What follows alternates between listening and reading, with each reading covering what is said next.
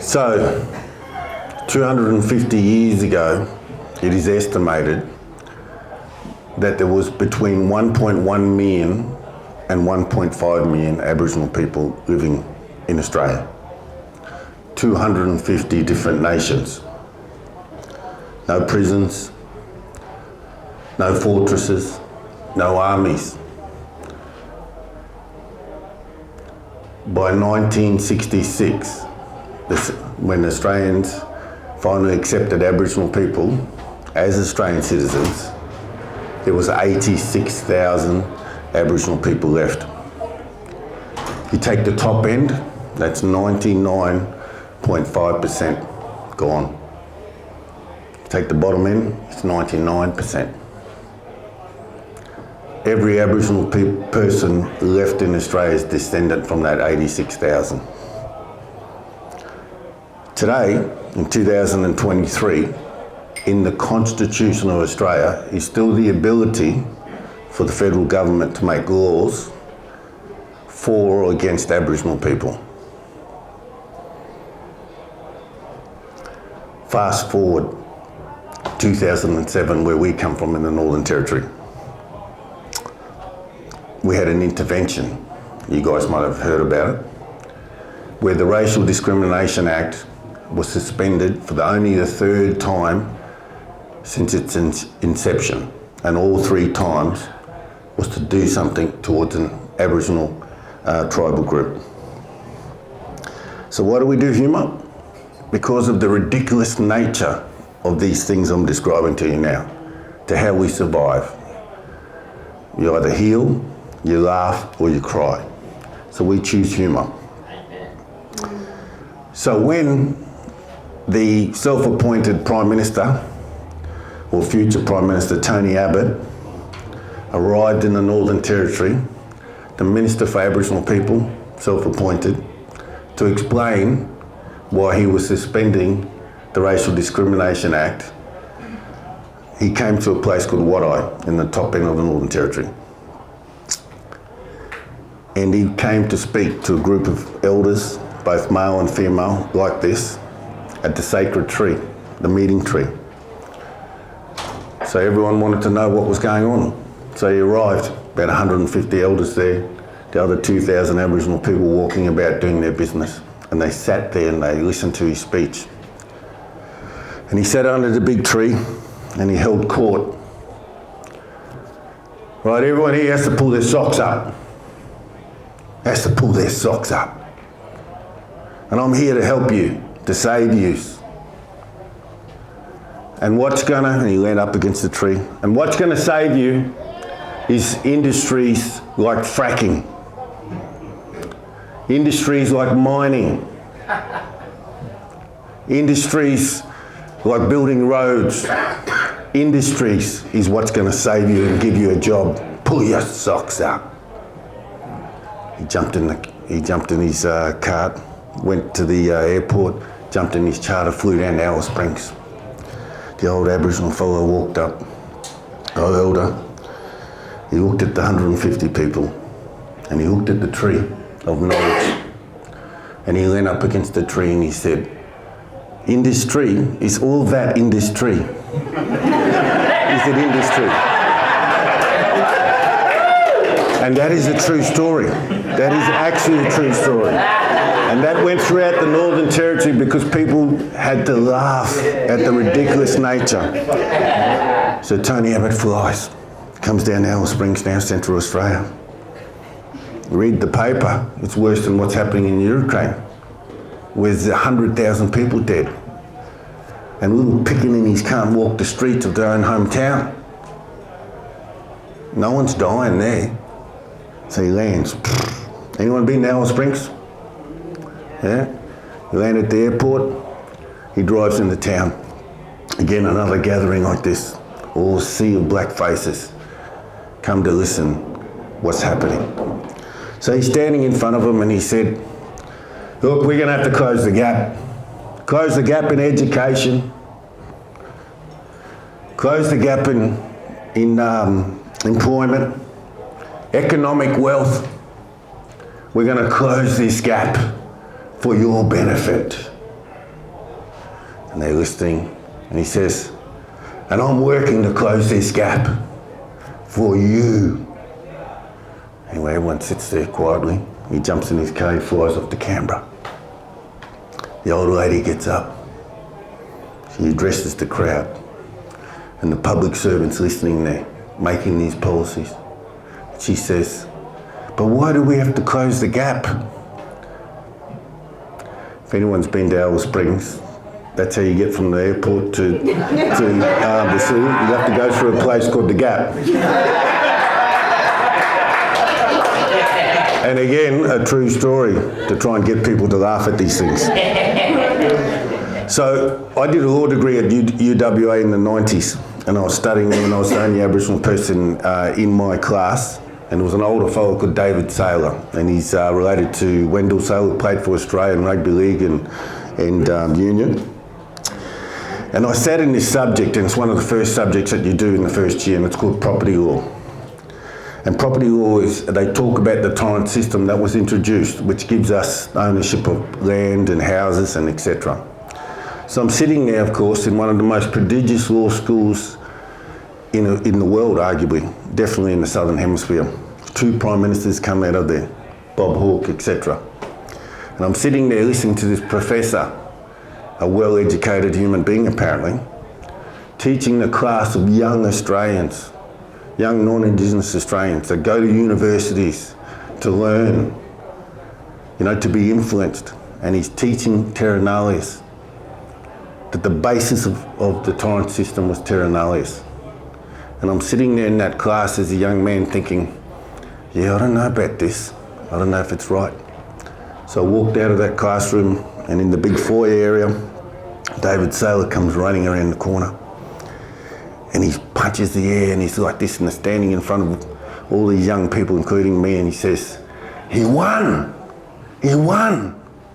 And I said, who won? He said, Mabo won. And I thought to myself, we have to question these things, and sometimes we use humour, sometimes we use other methods to question what we get taught. Truth-telling is the term. So through this experience of my life, I met a man called Ted Wilkes. He's a Noongar man, Professor Ted Wilkes, for Curtin University. And he told me this amazing story over a beer with another man in the room. His name was Dennis Gray, Professor Dennis Gray. He was a non-Indigenous man. To this day, the best tag team I've ever seen of Aboriginal and non-Aboriginal people working together. And he told me this story about the bicentennial year. I was 17 at the time, showing my age. And I'm sitting, not when he told me the story, but when the bicentennial came. And he's telling me over a beer, and he says, Matt, we knew the Endeavour was coming to Perth. It was the first place. And all the national media and all the celebrations around the bicentennial and how Captain Cook came to Australia was all going to start in Perth. And his grandmother called a meeting. She said, everyone's going to turn up the day before, we're going to have a meeting. She said to him, we're going to go and meet the Endeavour. So that night, they painted up, they got their didgeridoos, their clapsticks, their woomers and their spears, and they walked through the city of Fremantle as the sun rose up. And hundreds of thousands of Australians were walking towards the mouth of the Swan River, where Fremantle begins, to meet the Endeavour, to celebrate the Endeavour. And as they walked, they played the didgeridoo and they played the clapsticks. And I'm sitting there with him, with this other non-Aboriginal man. We're on the edge of our seats, and I'm imagining this. The mist is coming up. The didgeridoo sounding over the top of Fremantle as they walk through, and all of a sudden people are looking and walking, and they're watching. They get down to the mouth where Fremantle is. I don't know if anyone's been to Fremantle, but there's these sheds that run across the river. The Endeavour's coming in. The media see them. It was going to be all about the Endeavour. They see these 40 Aboriginal people walking and climbing up on top of the sheds. And he said to me, Matt, that day, there was hundreds of thousands of people watching, the media watching, And I threw a spear that day.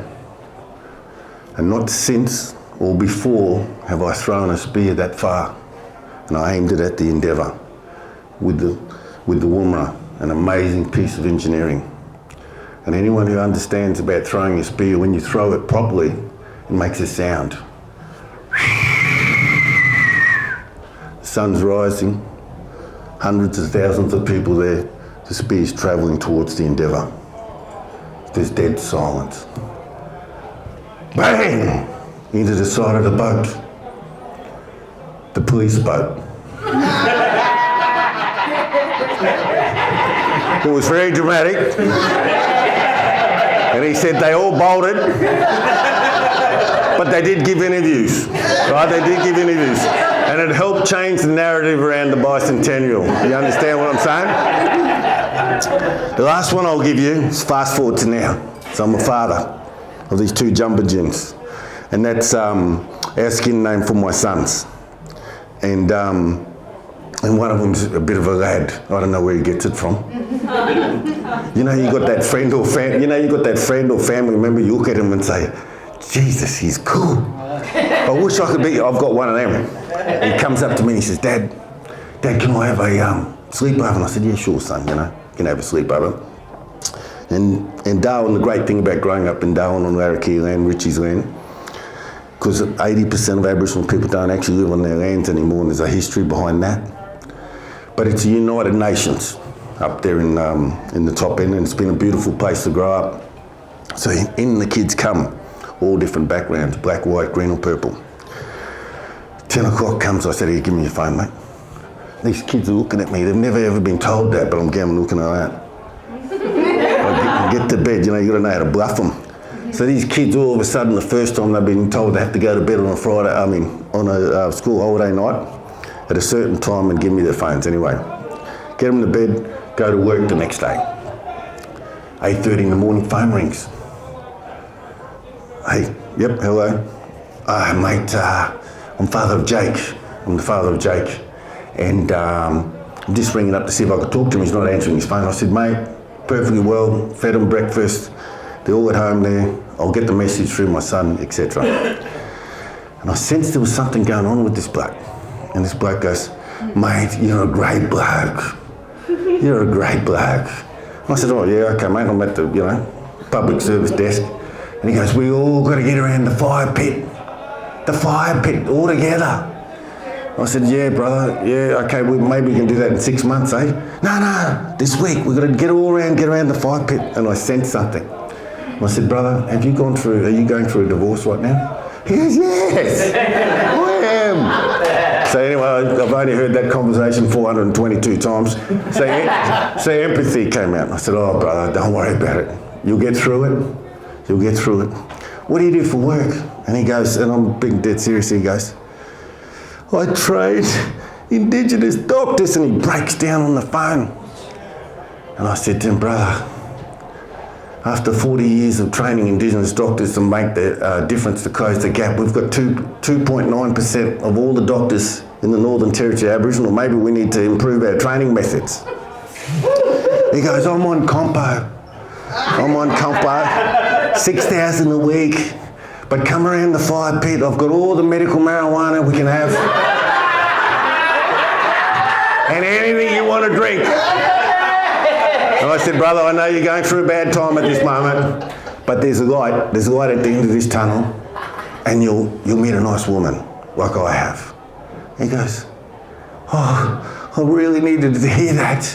Thank you for telling me that. And has she got a sister? And that's when I thought he needed to do a genealogy test. He might have some blackfellow in him. I hope I made you think. Truth telling is a real thing. Humour is used for healing, but it's also used to make us challenge what we've been taught. We're still the only so-called Western world country or first world country that does not teach Australian history as part of the curriculum, which is compulsory. Why? Yeah. Because there's a 250-year experience and there's a 60,000-year. I don't even say Aboriginal history anymore. I just say Australian history. and we can change it. So thank you, eh? No worries.